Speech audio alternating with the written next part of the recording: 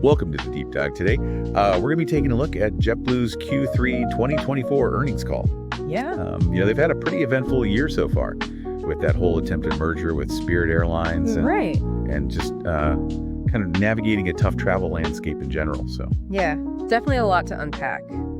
let's see how they're doing. Yeah, it's a compelling story for sure, especially as they're, trying to roll out this jet forward strategy. We've got the transcript from the call itself and then some stock market news and analyst reactions. Okay. So our goal is to kind of figure out what's really going on beneath the surface here. Yeah, let's start with that stock performance because JBLU took a pretty significant hit after the call, closed down over 17%. What happened there? Yeah, it's interesting because they actually reported a narrower loss than expected for Q3. Okay.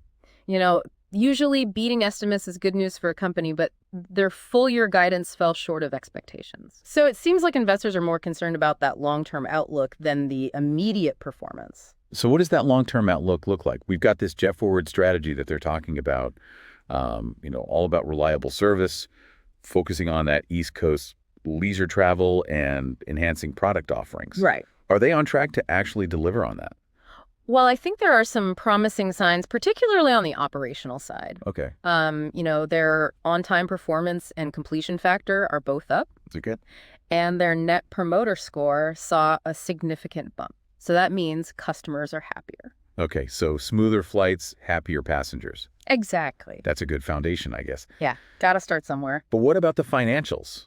Are those operational improvements actually translating to a better bottom line? Well, that's where things get a little bit trickier. Yeah. They've introduced several revenue-boosting initiatives, like a new preferred seating fee, adjustments to their Blue Basic baggage policy to include a free carry-on, and variable pricing for checked bags during peak times. Interesting. These initiatives seem to be working to some degree, but it's not a complete solution. And then, of course, we've got this network restructuring that they've done pretty significantly, exiting over 50 routes and closing 15 of what they call blue cities. Yeah, they're really sharpening their focus, pulling out of some underperforming markets and redirecting that capacity to their stronger East Coast leisure routes. Okay. They're also adding service to a few new cities that fit that leisure profile, like Manchester, New Hampshire, and Islip, New York. So strategically, it makes sense. Yeah. But can they generate enough revenue in those core markets to offset the losses from those cuts? That's the million-dollar question. And reach profitability? Yeah, and it's further complicated by the fact that they're facing some pretty major challenges. Yeah. One of the biggest is those ongoing issues with the Pratt & Whitney engines, leading to a significant number of grounded aircraft. It feels like those engine problems have been plaguing them for a while now. They have. It's been a recurring theme, unfortunately. What's the latest on that situation? Well, it's not good. They're projecting that a significant portion of their fleet will remain grounded next year because of these ongoing engine woes. Wow. So it's a huge constraint on their capacity, making it difficult to plan and operate efficiently. That's a pretty significant blow to their operational stability. Mm-hmm. And then on top of that, you have this economic uncertainty hanging over them, particularly with the election coming up. Yeah, exactly. It creates a volatile environment for the entire travel industry. People tend to be more cautious about travel spending when the future feels uncertain. For sure. So yeah, that's not helping. It sounds like they're facing a real uphill battle here. Right. Operational improvements and revenue initiatives are, positive steps. Sure. But they're being counteracted by these significant headwinds. Yeah, and we haven't even gotten to the cost pressures yet. Oh. They're anticipating rising costs in the fourth quarter, driven by things like shifted maintenance expenses, contractual wage increases, and the fact that they won't have those one-time credits that they received in 2023. Okay. So it all adds up to a pretty challenging financial picture. So how are they managing their finances in the face of all this? Right. They must be feeling the pressure. Well, they've taken a proactive approach, raising over $3 billion in debt recently to pre-fund capital expenditures, primarily aircraft deliveries. So this gives them some breathing room, but it's essentially a high-stakes bet on their ability to turn things around with this jet forward strategy. Okay, so they're going all in on jet forward. It seems that way. What are the key elements of that strategy, and how do they plan to actually reach profitability? Well, there are several facets to the plan.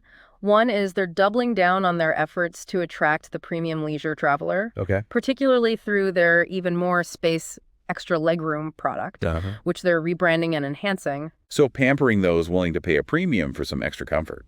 Precisely. They're also planning to open new lounges at JFK and Boston Logan airports, and are even launching a premium co-branded credit card. Wow. So it's a concerted effort to capture a larger share of that higher spending market segment. It's a bold move for sure. Yeah. Targeting that specific niche in a turbulent economic environment. Mm-hmm. But beyond that premium leisure focus, what else is part of the plan? Oh, their transatlantic performance has actually been a bright spot. Okay. They're strategically adjusting capacity to capitalize on that peak summer travel while reallocating those aircraft to other markets during the slower winter months. Smart move.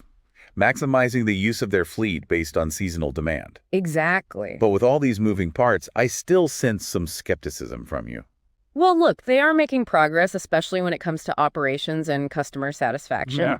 But there are a lot of ifs involved. If the operational gains hold, if their revenue initiatives continue to perform well, I think they can manage those cost pressures. And a D, I think the economy cooperates. If. That's a lot of ifs for investors to feel truly confident. Right. And there's that big question mark hanging over their premium leisure focus. Yeah. Is that niche big enough to carry them to sustain profitability?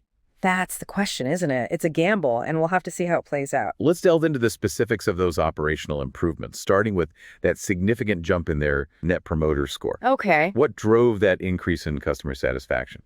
I think reliability is really at the heart of it. Okay. They've been laser focused on improving on-time performance and reducing cancellations, and it's clearly paying off. Reliability is crucial for any airline, Yeah. but especially for JetBlue, given their past struggles in that department. You're right. This operational improvement is a big step towards rebuilding trust with customers and strengthening their brand reputation. Absolutely. Yeah. Now let's dig into those revenue initiatives. You mentioned new seating fees, baggage policy changes, and variable pricing. Yeah. Can you get the breakdown of each of these? Sure. So the preferred seating fee is pretty straightforward. Okay. They're charging for those desirable seats in the front of the plane that aren't part of their Even More Space product. Uh-huh. Passengers can still get free seat assignments, but if you want a prime spot, you'll pay a bit extra. Makes sense. That's pretty standard across the industry these days. What about the changes to their baggage policy? This one is actually a customer-friendly move. Oh.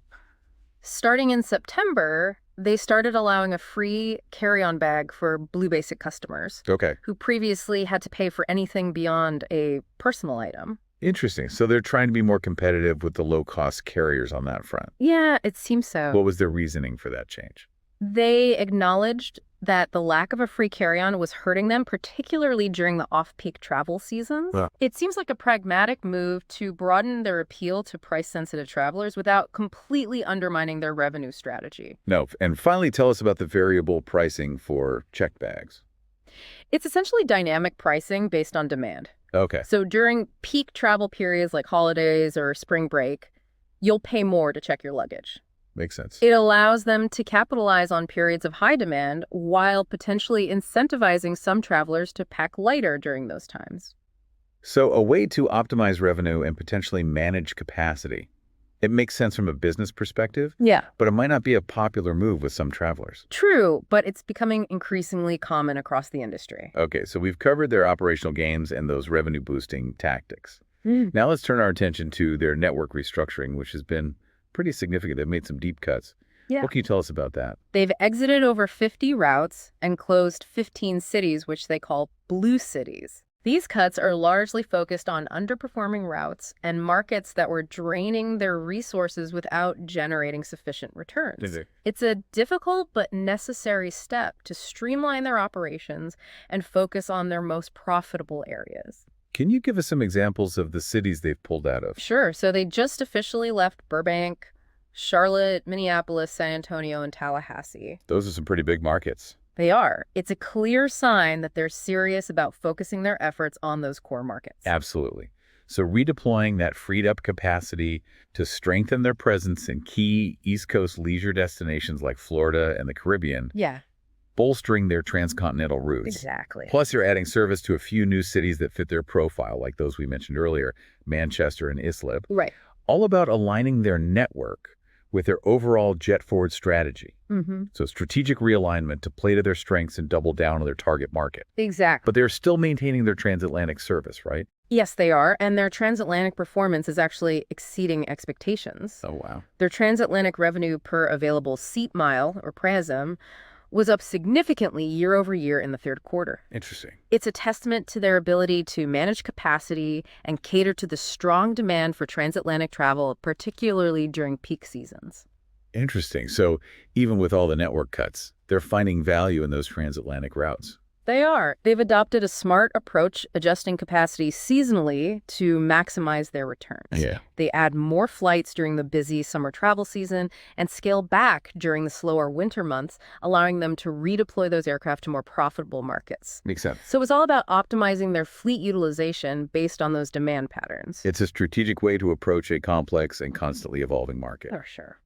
But now let's shift gears and talk about the challenges that JetBlue is facing, starting with those grounded aircraft due to the ongoing engine issues. Right. Just how big of a problem is this for them? It's a major headache, to say the least. Okay. It's a significant constraint on their capacity and puts a strain on their costs. They're currently projecting to have a significant number of aircraft grounded next year due to these persistent problems with Pratt & Whitney's geared turbofan engines. It feels like these engine problems have been dragging on for quite some time now. They have, and it's a frustrating situation for JetBlue because it's largely out of their control. Right. It impacts their capacity planning, puts pressure on their costs, and adds a layer of uncertainty to their operations. Absolutely. And then, of course, there's the broader economic uncertainty you mentioned. Yeah. The upcoming election, inflation concerns, fears of a recession.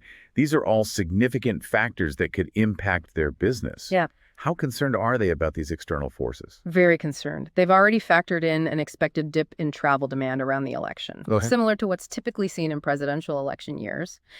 But the bigger worry is the potential for a prolonged economic downturn that could significantly dampen travel demand, especially for leisure travel, which is JetBlue's bread and butter. So a lot of external factors they can't control are putting pressure on their plans. Exactly. And as if those headwinds weren't enough, they're also facing internal pressures in the form of rising costs. Right. They mentioned some specific cost pressures they're expecting in the fourth quarter. Yeah. Can you break those down for us? So they've got a confluence of factors pushing their costs up in the near term. Okay. They're expecting about 7 percentage points of what they're calling transitory headwinds. Transitory headwinds. What does that mean exactly? It essentially means they're expecting these cost increases to be temporary, but they're still significant. Okay. These headwinds include things like shifted maintenance expenses, which account for about 2.5 percentage points of the increase. Then there are contractual wage increases, adding another 2 points. And lastly, they won't have those one-time credits they benefited from last year, including compensation from Pratt & Whitney for those very engine issues we were just discussing. Okay, so a perfect storm of factors pushing their costs higher. Yeah. At a time when they're already facing a lot of pressure to improve profitability. Exactly. It creates a difficult financial situation, particularly as they try to execute this ambitious jet-forward strategy. So what are they doing to shore up their finances and manage this challenging environment? They must be feeling the heat. They've been proactive in trying to strengthen their financial position. Okay. And as we discussed earlier, they raised over $3 billion in debt in August. Right. This provides them with some much-needed liquidity and will help them cover upcoming capital expenditures, primarily aircraft deliveries. It also gives them some flexibility to maneuver as they implement their jet-forward plan. Okay, so they're shoring up their balance sheet and giving themselves some breathing room. Exactly. But ultimately, their success depends on the viability of that jet-forward strategy. Right. And there's a lot riding on it. The debt will eventually need to be repaid, so they need to demonstrate that they can generate consistent profits and improve their cash flow to make this a sustainable long-term solution. That brings us back to their core challenge, profitability. Yeah. It's the key factor that will determine their future. Exactly. All of their strategic moves, the network restructuring, the revenue initiatives, the focus on premium leisure, it all comes down to whether they can make this airline consistently profitable. And right now, that's the big unknown. It is. They're making progress, particularly on the operational front, but they are facing substantial headwinds. Yeah. The next few quarters will be crucial in determining whether they can successfully navigate this turbulent period. We'll definitely be watching closely to see how it all unfolds. Now let's delve deeper into their bet on the premium leisure traveler. Okay. They're really emphasizing their Even More Space product as a key part of this strategy. Can you tell us more about that? Sure. Even More Space is essentially their version of extra legroom seating offering passengers more space to stretch out and get comfortable. Okay. It's a product that's been performing well for them, with revenues up double digits year over year. So people are willing to pay a premium for a bit more space, especially in today's travel environment where comfort and personal space are increasingly valued. Absolutely. And JetBlue is looking to capitalize on this trend. They're planning to rebrand and enhance the Even More Space product, making it more prominent in the booking process and adding new perks and amenities. So they're not just offering extra legroom, they're creating a more comprehensive premium experience. What else are they doing to attract these higher spending travelers? They're going all in on the premium experience. Uh-huh. They're introducing new lounges at JFK and Boston Logan airports designed specifically for these premium leisure travelers. Wow. And they're launching a premium co-branded credit card to further incentivize spending within that segment. Okay. It's a multi-pronged approach to attract and retain those higher spending customers. It's a bold strategy, but is this niche market big enough to support their profitability goals? Right. That's the key question. That's the million-dollar question. It remains to be seen.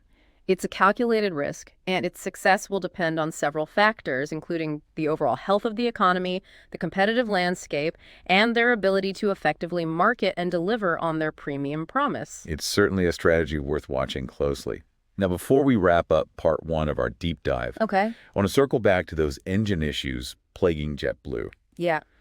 These ongoing problems with Pratt & Whitney's geared turbofan engines have caused them a lot of headaches.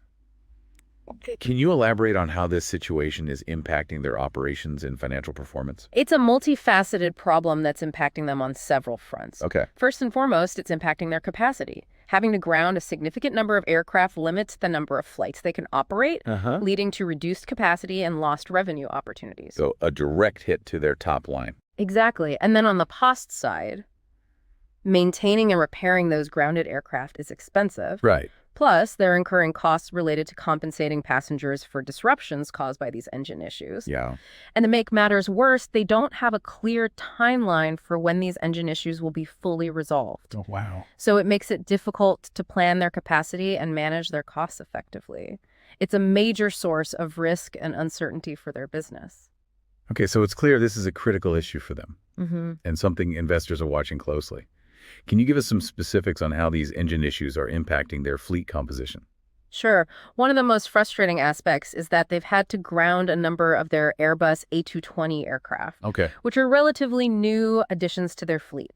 These planes are supposed to be more fuel efficient and have lower operating costs than older models. But those benefits are being wiped out by these engine problems. So it's a setback for their fleet modernization efforts. Exactly. And it's forcing them to rely more heavily on their older, less efficient aircraft.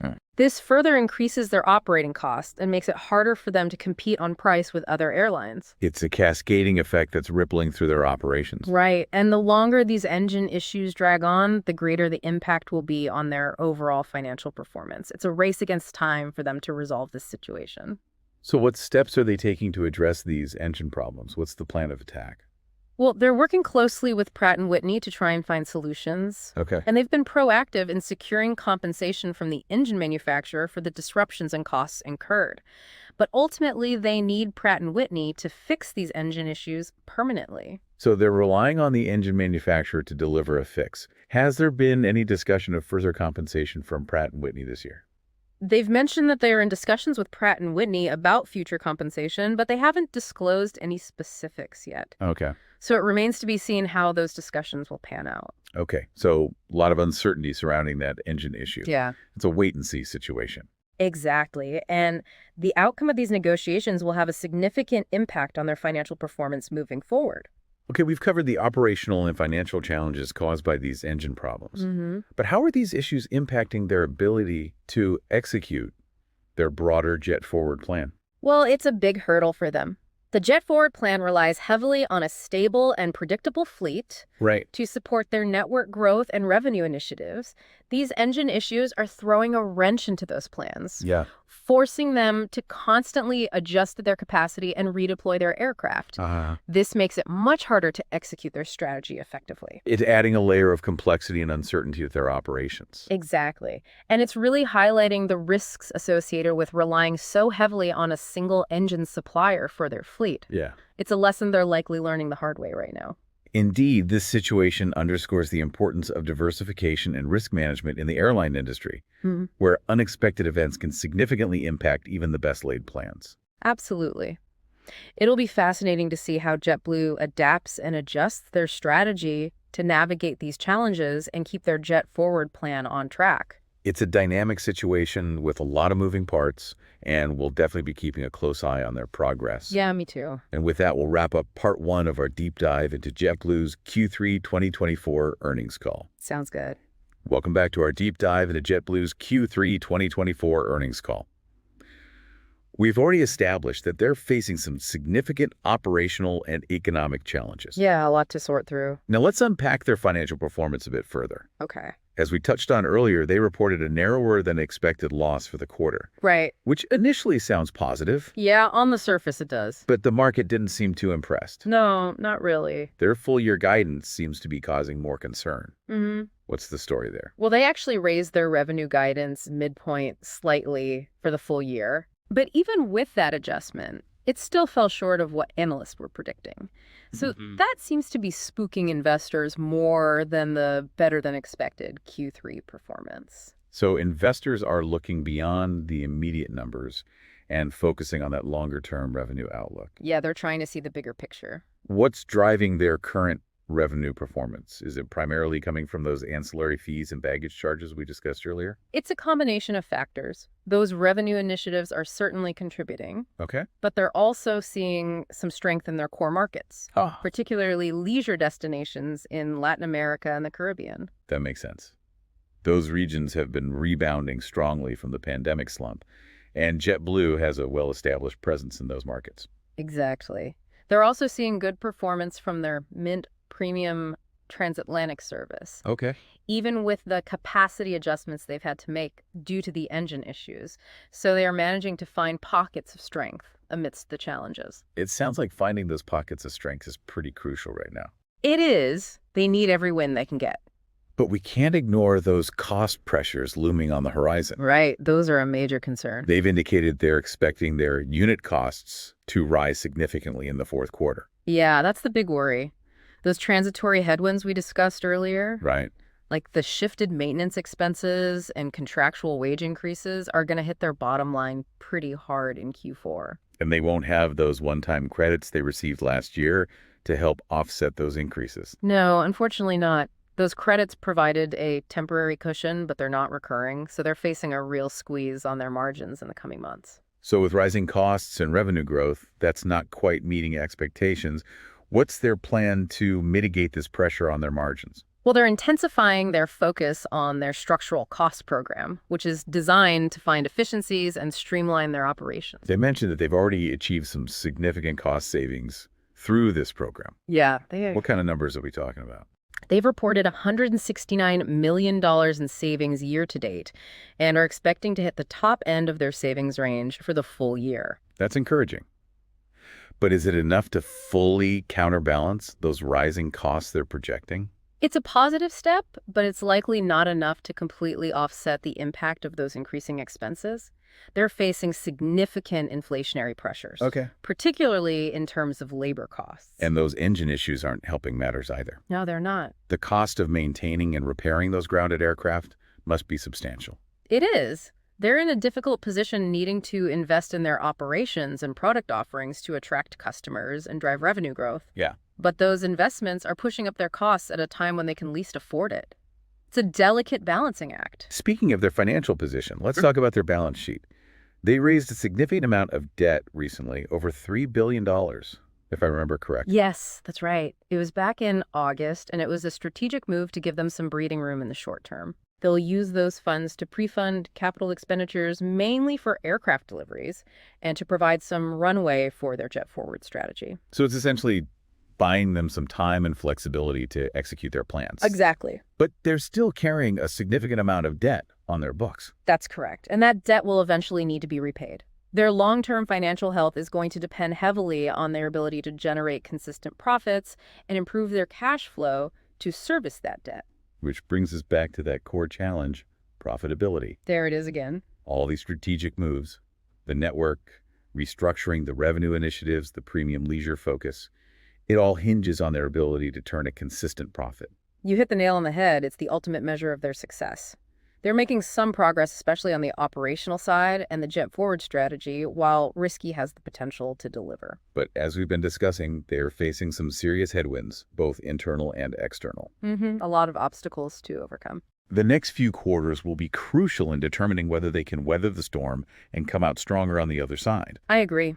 Their ability to execute their plans effectively and navigate this turbulent period will determine whether they can achieve their ambitious goals. Now, before we move on to part 3, I want to dig a little deeper into the specifics of that debt they raised. Okay. It was over $3 billion, which is a significant sum. It is. What can you tell us about the types of debt they took on and what it means for their future financial flexibility? That's a great question. It's important to understand the nuances of debt financing when analyzing a company's financial health. In JetBlue's case, they utilized a combination of secured and unsecured debt to raise that $3 billion. What's the difference between secured and unsecured debt, and why does it matter? Secured debt is backed by collateral, typically assets like aircraft in the case of an airline. This makes it less risky for lenders, so it usually comes with lower interest rates. Unsecured debt, on the other hand, isn't backed by specific assets. So it's considered riskier and generally carries higher interest rates. The mix of secured and unsecured debt a company uses can impact its financial flexibility in the future. So how does JetBlue's debt mix look, and what does it tell us about their financial situation? Unfortunately, they haven't disclosed the specific breakdown of secured versus unsecured debt in the recent filings. However, we can look at their overall debt levels and interest expense to get some insights. What do those metrics tell us? Well, their total debt has been steadily increasing over the past few years, and their interest expense has also been rising. This suggests they are taking on more debt and that the cost of that debt is increasing. This could limit their financial flexibility in the future, especially if interest rates continue to rise or if their earnings don't improve as they're projecting. It sounds like a potential concern for investors. It's definitely something to keep an eye on. Their ability to manage their debt load effectively and improve their profitability will be critical to their long-term success. It's a high-stakes game, and they need to execute their plans flawlessly to navigate this challenging environment. No room for error. Well, this has been a fascinating deep dive into JetBlue's financial performance. The complex picture. Very complex. And the stakes are high. We'll continue to follow their progress closely. We'll see what happens. Welcome back to the deep dive. We've spent the last 2 segments really dissecting JetBlue's recent performance and their strategic path forward. Now let's zoom out a little bit. Okay. And consider the bigger picture. What's the competitive landscape looking like for them? Well, it's a crowded and challenging environment, to say the least. They're facing pressure from all sides. Okay. On one end, you have the legacy carriers like American and Delta with their vast networks, resources, and established customer loyalty. And on the other end, you have the aggressive, low-cost carriers like Spirit and Frontier who are constantly driving down fares and challenging the traditional model. So JetBlue is caught in a squeeze, trying to carve out a distinct position for themselves in a fiercely competitive market. So it's a constant battle for market share and customer loyalty. Absolutely. Every airline is fighting for those same dollars. How is JetBlue attempting to differentiate themselves in this landscape? Their JetForward strategy seems to hinge on this idea of targeting the premium leisure traveler. Yeah, that's right. It's a calculated bet on a specific market segment. Okay. They're essentially trying to bridge the gap between the full-service legacy carriers and the no-frills budget airlines. Okay, so somewhere in between. Exactly. They want to offer a more premium experience than the low-cost carriers with better service, more comfortable seats, and additional amenities, but at a price point that's still competitive with the legacy airlines. It's a delicate balancing act for sure. It is. They need to convince customers that their offerings are worth that extra cost compared to the budget carriers without pricing themselves out of the market compared to the legacy airlines who often have more extensive networks and a wider range of amenities. You're absolutely right. It's a tightrope walk. The success of this strategy hinges on their ability to execute flawlessly. Okay. Those new lounges, the enhanced even more space product, the premium credit card, all of these initiatives need to deliver a tangible value proposition to customers. Yeah. They need to create a compelling reason for travelers to choose JetBlue over the numerous other options available to them. And if they don't deliver on that premium promise? Well, then they risk losing credibility with customers and falling behind the competition. Okay. Perception is everything in the airline industry. If travelers don't see JetBlue as offering a genuinely premium experience, they'll likely gravitate towards either the established legacy carriers for a more comprehensive offering or the low-cost carriers for the most budget-friendly option.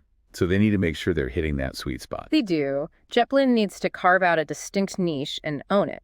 It's a high-stakes game with a lot riding on their ability to execute effectively. Hmm. And as we've discussed, they're doing all of this against a backdrop of significant economic uncertainty. Yeah, that's the looming threat that hangs over everything. The possibility of a recession adds another layer of complexity and risk to their strategy. If the economy weakens, it could hit the leisure travel market especially hard. Yeah. And since that's the segment JetBlue is heavily targeting, it could significantly undermine their plans. So it seems like their future hinges on a lot of factors that are largely outside of their control. To a certain extent, yes. It's a reminder that even the best laid plans can be impacted by forces beyond our control. That's the reality of operating in a dynamic and volatile industry. Absolutely. The airline business is full of surprises. But let's shift our focus now to the long-term outlook. What does the future hold for JetBlue? Well, that's the big question, isn't it? Their jet forward strategy is their roadmap for the next few years. Right. But it feels like their success is far from guaranteed. What are the key factors that will determine whether they can achieve their long-term goals? Well, there are several key variables at play. First and foremost, they absolutely need to resolve those engine issues that have plagued them for so long. Getting those grounded aircraft back in service is crucial for them to regain operational stability and maximize their capacity. Okay, so that's a critical hurdle they need to overcome. What else is on their to-do list? They need to maintain a relentless focus on driving revenue growth. That means continually refining their pricing strategies, maximizing ancillary revenue opportunities, and ensuring that their network realignment delivers the anticipated returns. And of course, they need to keep a tight grip on costs. Absolutely. Cost discipline is going to be essential for them to achieve sustained profitability.